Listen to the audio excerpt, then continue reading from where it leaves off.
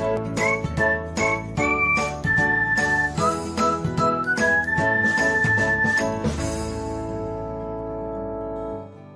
everyone, welcome back to another episode of Technologyglance. Today, in this video, I'm going to guide you through how you can turn off read receipts on Instagram. So, let's get started.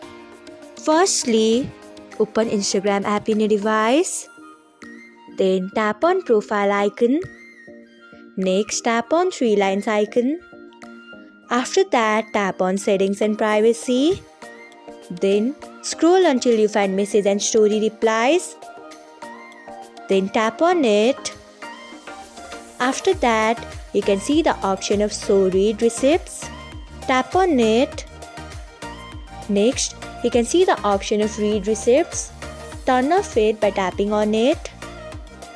So, this is how you can turn off read receipts on Instagram. Thanks for watching. If you found this guide helpful, we would love it if you hit the thumbs up button below. We upload great new tech tutorials like this one every day. So, do not forget to subscribe to our channel and hit the bell icon so that you'll never miss another update.